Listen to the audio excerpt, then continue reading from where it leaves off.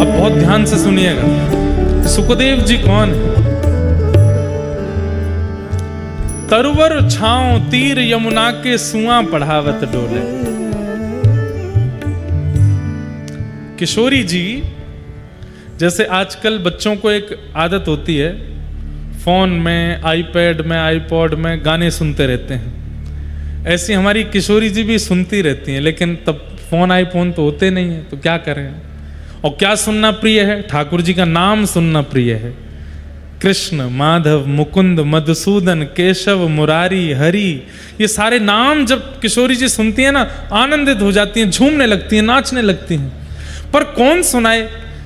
तब किशोरी जी ने ललिता विशाखा से कहा कि 24 घंटे मेरे पास नाम चलता रहे, कृष्ण नाम, कृष्ण की अलग। अच्छा, किशोरी जी नाम नहीं सुनती, जैसे मधुसूदन, मधुसूदन नाम बोलते किशोरी जी मधुसूदन क्यों है ठाकुर जी, उसका चिंतन करती हैं। मुरारी क्यों है ठाकुर जी, उसका चिंतन करती हैं। गोपाल, तो जैसे गोपाल कहा तो गैया चराते हुए ठाकुर जी का चिंतन करने लगती हैं। गिरधारी, जैसे ही गिरधारी बोलते हैं तो गिरिराज्य धारण किए हुए ठाकुर जी का चिंतन करती हैं। किशोरी जी के नेत्रों से आंसू गिरते रहते हैं, ठाकुर जी का अनुभव अनुसरण करती रहती हैं। पर कोई ऐसा मिले जो 24 घंटा नाम सुनाता रहे, सोते उठते जागते खाते पीते हमेशा नाम चलता रहे। तब ललिता जी एक सुख पक्षी को लेकर के आई, एक तोता को, और कहा, हे श्यामाजू, जे तोता है और जाको एक स्वभाव है, कहा जे रट के सुनाए दे। तो एक दिना तो आप याकू रटाओ और अगले दिना पूरे दिना याते सुनो, ऐसा आप कर ले करो। किशोरी जी एक दिन तो पूरे नाम याद कराती हैं, तोता एक दिन में पूरा रट लेता है, अगले दिन किशोरी जी कुछ नहीं बोलती, वो तोता ही बोलता रहता है। कभी किशोरी जी कंधा पे आके बैठ जाता है, कभी किशोरी जी के सिर पे बैठ जाता है, कभी हाथ पे आके बैठ जाए, कभी कहीं विराज जाए, और उसके मुख से निकलने वाले नामों को सुनकर के किशोरी जी अति आनंदित होती हैं। तरुवर छांव तीर यमुना के सुआ पढ़ावत डोले। किशोरी जी तोता को पढ़ाती रहती हैं। एक दिन श्याम सुंदर आए, ठाकुर जी आए। जैसे ही ठाकुर जी आए, सब ने दंडवत प्रणाम किया, सब चमड़ डोरा रहे हैं, पंखा झल रहे हैं, कोई ठाकुर जी को बीड़ी पवा रहा है, कोई लड्डू पवा रहा है, सब सखियां ठाकुर जी को मनोहार कर रही हैं, सब वंदन कर रही हैं। और किशोरी जी सब सखियों को देख रही हैं कि ठाकुर जी की खातिरदारी में कोई कमी तो ना कर रो। तभी किशोरी जी की दृष्टि पड़ी उस तोते के ऊपर। सबने प्रणाम किया, पर उस सुख पक्षी ने प्रणाम नहीं किया, उस तोते ने वंदन नहीं किया।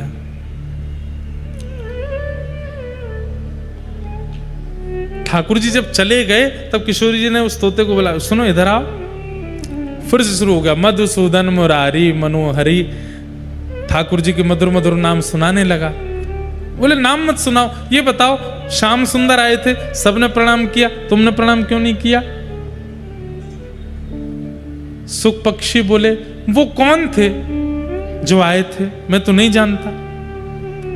अरे वो वही मदन मोहन जिनका तुम नाम बोलते हो। बोले कौन मदन मोहन? मुझे केवल नाम पता है, पर उसका अर्थ नहीं पता, और नामी को मैं जानता नहीं। किशोरी जी बोले, ओह याने रट ली हो बस, जाने ना है। तब किशोरी जी बोली, हे सुख पक्षी, अब मैं तो को तभी स्वीकार करूंगी जब तू जितने नाम गावे, वह नाम गावे वाले नामी को पहचान करके आवेगो, वह के बारे में जान के आवेगो, परिपूर्ण रूप से उनकी पूरी जानकारी। कभी ठाकुर जी की किसी भी गुण, किसी भी स्वभाव, किसी भी कर्म, किसी भी व्यवहार से तुम वंचित ना रहो, सब तुमको पता हो, क्योंकि जो कृष्ण को जाने वो मुझ को प्रिय है। और जब तक तू कृष्ण को जान के नहीं आवेगो, तब तक मैं तुमको स्वीकार नहीं करूंगी। अब जाओ। तब किशोरी जी उत्सुक व्याकुल हो गया, ललिता विशाखा जी के पास गया। किशोरी जी मुंह को दूर कर रही हैं, कोई कृपा करो ना। बोले कृपा का जा करके ठाकुर जी को अनुसंधान करके आ, श्रवण करके आ, सत्संग करके आ, कौन है ठाकुर जी समझ के आ।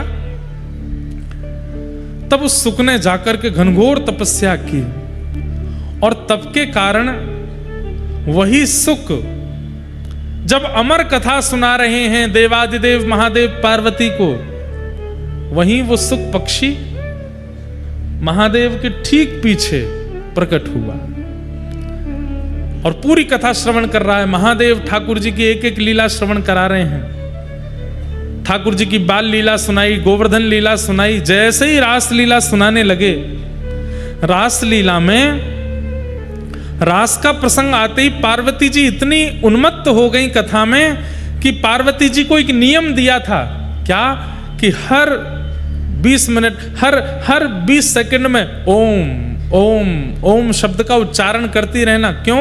क्योंकि मैं नेत्र बंद करके कथा सुनाऊंगा, तुम सुन रही हो, इसका मुझे प्रमाण प्राप्त होता रहे।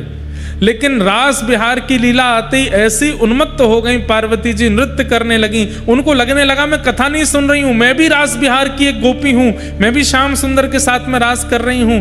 जैसे ही पार्वती जी रास में प्रविष्ट हो गई, अपने मानसी में ओम शब्द का उच्चारण विस्मृत हो गया। थोड़ी देर जब ओम का उच्चारण नहीं हुआ तो पीछे बैठे तोता ने मन में विचार किया, कथा विक्षिप्त हो जाएगी, कथा यहीं रुक जाएगी अगर ओम शब्द का उच्चारण नहीं हुआ। तो पार्वती जी के स्वर में उस सुख पक्षी ने ओम उच्चारण करना प्रारंभ किया। 7 दिन की कथा पूरी होते ही जैसे ही महादेव ने जय जयकार कराई, पार्वती जी के नेत्र खुले, नेत्र सजल हैं। महादेव बोले, देवी कथा संपन्न हुई। अरे अभी रास हुआ है, रास के बाद में क्या क्या लीलाएं हुई? अभी तो मथुरा लीला, द्वारिका लीला, रुक्मिणी विवाह, कई प्रसंग अभी अधूरे रह गए। महादेव इतनी जल्दी कथा विश्राम मत कीजिए। महादेव बोले, अरे हमने सब सुना दिया, मथुरा लीला भी हो गई, द्वारिका लीला भी हो गई, रुक्मिणी विवाह भी हो गया, सब पूर्ण हो गया, अभी अभी पूरी कथा विश्राम हुई है।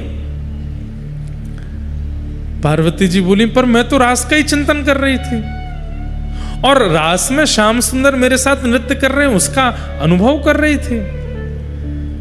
महादेव बोले, रास में अगर तुम अनुभव कर रही थी, मानसी में रास चल रहा था, तो उस समय मुख से ओम शब्द का उच्चारण तुम्हारे तो नहीं हो रहा था, कौन कर रहा था?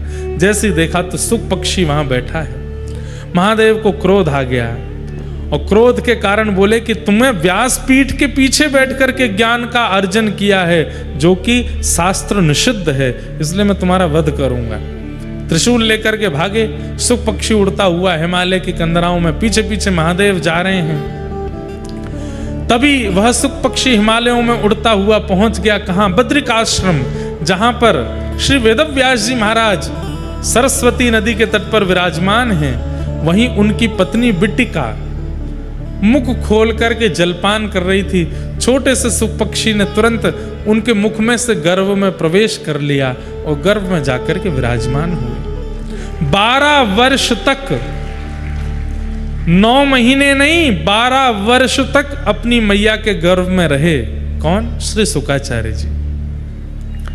7 दिन जो जो कथा में श्रवण किया वेद महादेव से, उसका केवल चिंतन करने लगे।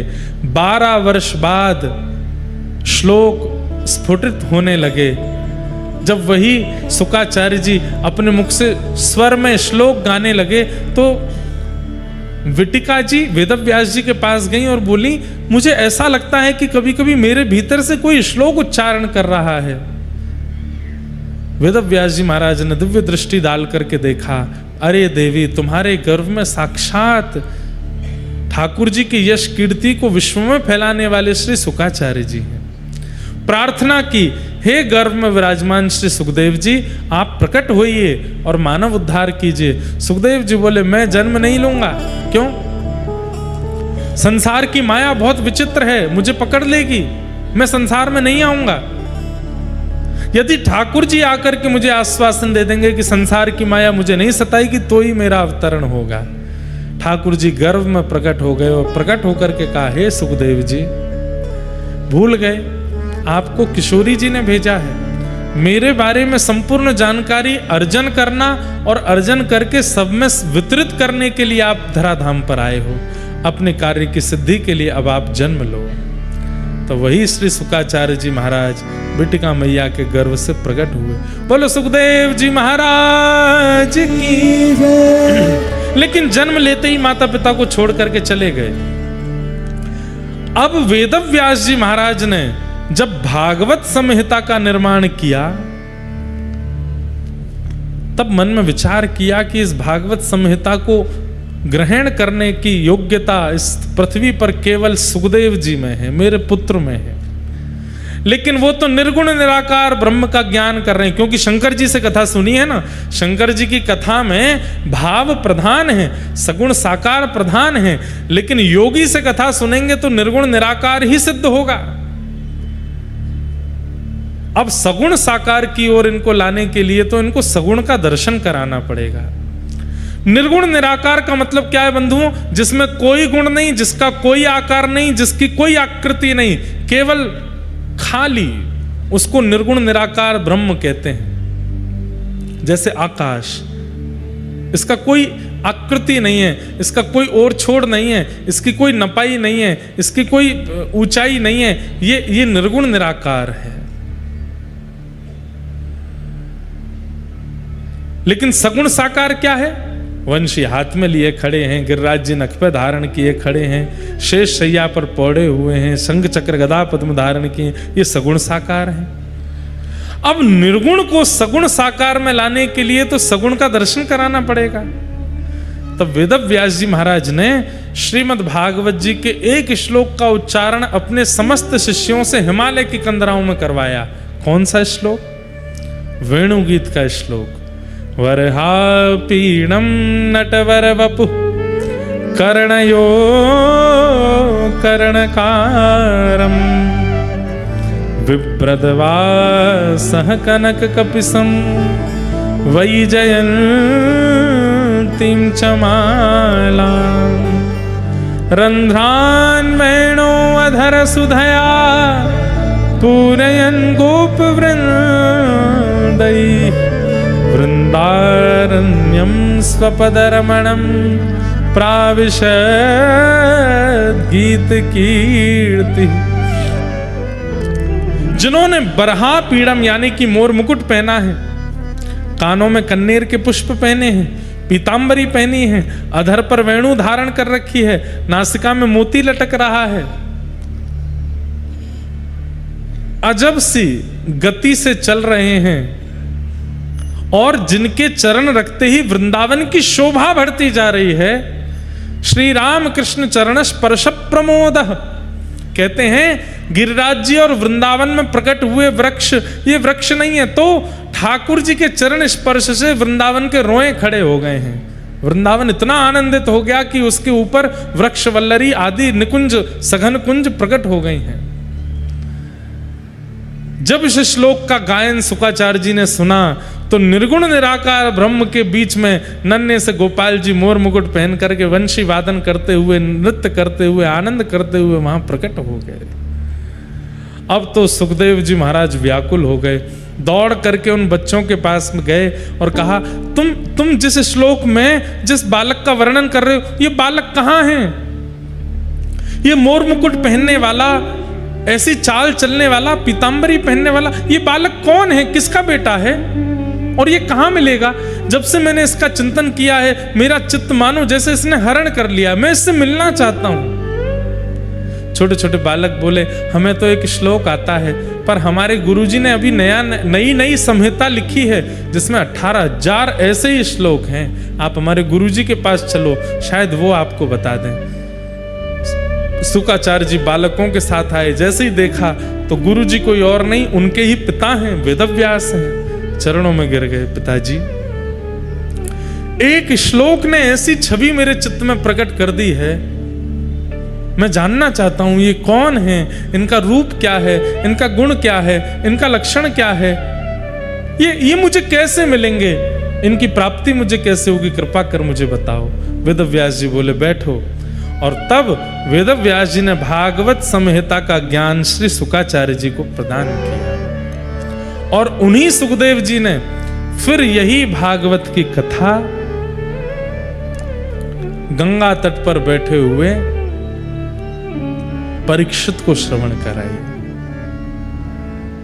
परीक्षित को श्रवण कराई। इस प्रकार श्रीमद् भागवत जी श्री शुकाचार्य जी को प्राप्त हुई और सुखदेव जी ने जब परीक्षित को सुनाई है, उस समय वही वेदव्यास जी भी यहाँ पर श्रोता बन के बैठे हैं, पराशर मुनि भी श्रोता बन के बैठे हैं, बड़े बड़े ऋषि, बड़े बड़े अमलात्मा, विमलात्मा, शुद्धात्मा सब कथा सुनने के लिए बैठे हैं। और श्री शुकाचार्य जी महाराज परीक्षित को जब कथा सुनाते हैं, वहीं सुन करके सब कृतकृत्य हुए, कृतार्थ हुए, आनंदित हुए। और उसके बाद घर घर में, जन जन में श्रीमद् भागवत जी का प्रचार प्रारंभ हुआ। इस प्रकार भागवत जी सब तक पहुंचे। कहते हैं कि श्री सुखदेव जी महाराज एक कथा सुनाने के बाद अंतर ध्यान हो गए, फिर कहाँ गए पता नहीं। पर हमारे ब्रजवासी कहते हैं कहाँ गए?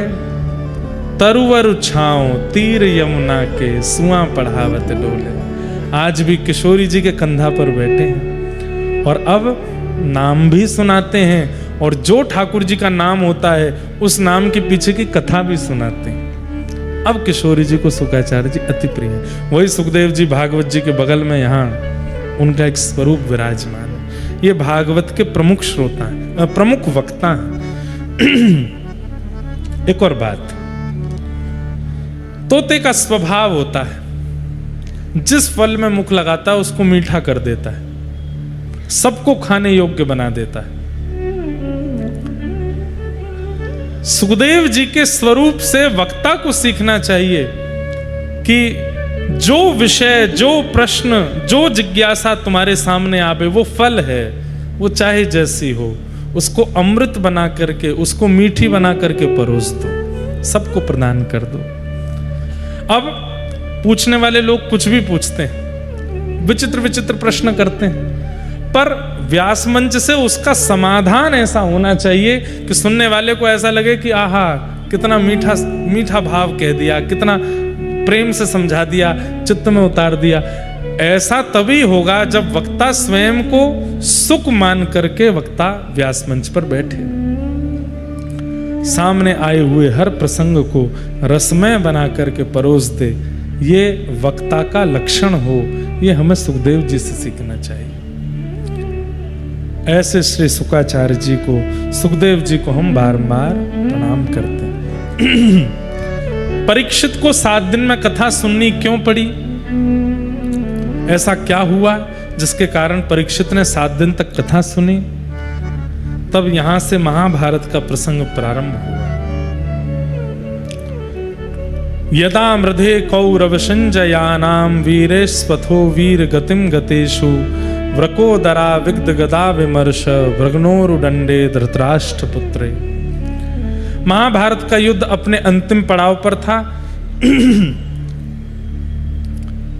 लेकिन अंतिम बाजी में पांडव युद्ध जीत गए, कौरव हार गए। पर कौरवों के मुखिया दुर्योधन ने गुरुपुत्र अश्वत्थामा को कह दिया, अगर हम सिंहासन पर नहीं बैठ पाए तो ये पांडव भी नहीं बैठने चाहिए। रणभूमि में तो हम इनका कुछ नहीं बिगाड़ पाए, सोते हुए 5 पांडवों को मार दो। बंधुओं एक बात बताएं, व्यक्ति के चित्त में भक्ति नहीं है इसीलिए दया प्रकट नहीं होती। भक्ति दया का स्रोत है। अगर किसी के चित्त में दया है तो इसका मतलब भक्ति विराजमान है। और कोई बहुत भक्ति करता है लेकिन दया के नाम पर बिल्कुल शून्य है, इसका मतलब केवल आडंबर कर रहा है, कोरा। भक्ति नहीं है उसके चित्त में, क्योंकि भक्ति होगी तो दया प्रकट करेगी। उदयपुर के एक राजा थे। उन राजा के एक सेनापति, नाम मुझे स्मृति में नहीं, भक्तमाल में कथा आती है उनकी।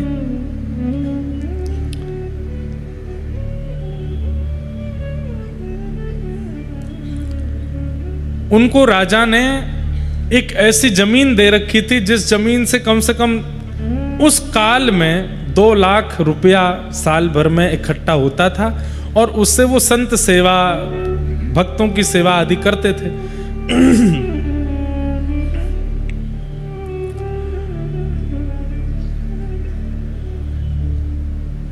लेकिन उनके चित्त में शिकार की इच्छा अभी भी प्रकट होती थी, और राजा जब जब शिकार खेलने के लिए जाता था तो वो उदयपुर का व्यक्ति राजा के साथ जरूर जाता था, जरूर प्रस्थान करता था।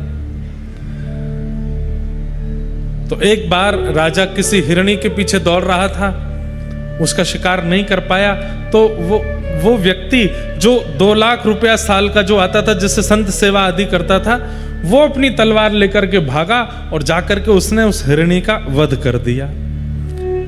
लेकिन आज उस हिरणी को मार करके उसके चित्त में एक भावना प्रकट हुई। क्यों? क्योंकि जब हिरणी का वध किया तो वो पता चला गर्भवती थी, वो भी मारी गई, उसके गर्भ का बालक भी मर गया। राजा तो बड़ा प्रसन्न हो गया, शिकार हो गया, लेकिन उस व्यक्ति को बड़ी ग्लानि होने लगी। धार्मिक व्यक्ति होगा, भक्ति पथिक व्यक्ति होगा, तो क्रिया संपादित करने के बाद में ग्लानि भी होगी। कई लोग होते हैं वो गलत कर देते हैं, पर उनको ग्लानि भी नहीं होती। इसका मतलब भी है कि इनके अंदर भक्ति नहीं है। भक्ति स्वरूप वाला होगा तो उसको अपनी क्रिया का बोध होगा।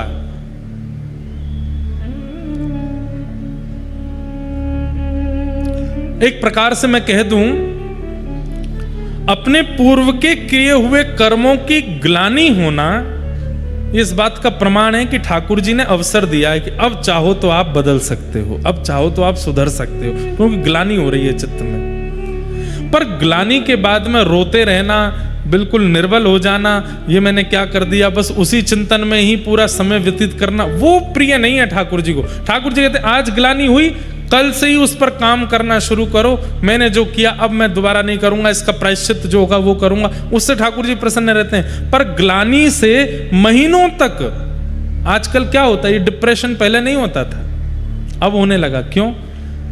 ग्लानि के कारण उसका कुछ सब्स्टिट्यूट मिलता नहीं और उसी से चिंता में चले जाते हैं और फिर परेशान होते हैं। तो ग्लानि हर किसी को नहीं होती, जिसको होती है इसका मतलब उसके चित्त में भक्ति का बीज है। उसी समय सत्संग करना प्रारंभ कर दो जैसी ग्लानि हो, और सत्संग में बस यही ढूंढते रहो, मुझसे जो अपराध हुए उसका प्रायश्चित मैं कैसे करूं। तो आज इतनी बार शिकार किया, लेकिन आज उनको ग्लानि हो गई, और उनके मन में पहली बार आया, मैं इतनी संत भोजन कराता हूं, इतनी सेवा करता हूं, उदयपुर में पूरा नाम है मेरा कि संतों की सेवा और भक्तों की सेवा में सबसे ऊपर मेरा नाम आता है, और मैं जीव हिंसा करने में बिल्कुल भी लज्जा नहीं करता।